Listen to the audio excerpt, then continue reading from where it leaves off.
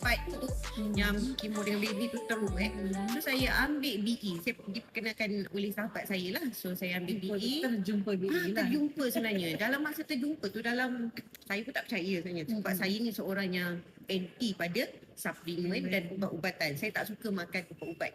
So saya tak suka yang benda yang proses. So saya benda yang natural saya suka makan kan. Okay. Tapi saya tengok ada testimoni yang berjaya kan. Sebanyak 3-4 orang yang bagi tahu saya ni, semua testimoni dia adalah real. So saya percaya dan saya cubalah untuk permulaannya saya ambil 4 kotak syurutuk. Okay, spirulina, Livco dan juga Aurora Pen. So saya makan secara konsisten 4 kotak tu dalam masa sebulan. Saya makan 2 sachet pagi, 2 sachet malam. So maksudnya 4 sachet lah. So spirulina saya ambil 40 biji.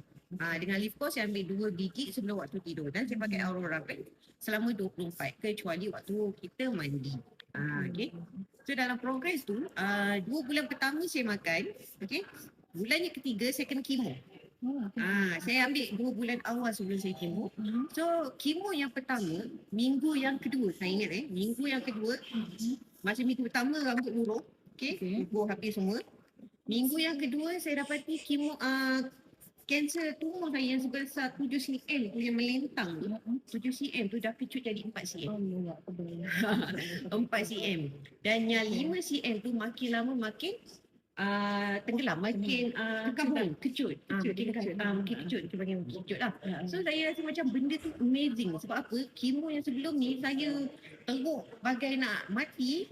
Saya rasa kemo yang kali ni dengan kanser tu makin mengejut dan saya punya kemo minimum side effect.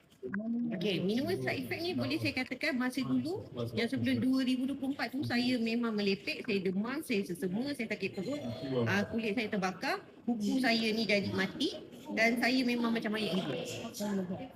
So sekarang ni untuk preparation yang awal ni, yang tahun 2026 ni sangat-sangat minimum. Saya hanya mungkin ada rasa simptom loya sikit, lepas tu tekak ni kurang rasa nak makan, payau itu saja simptom saya.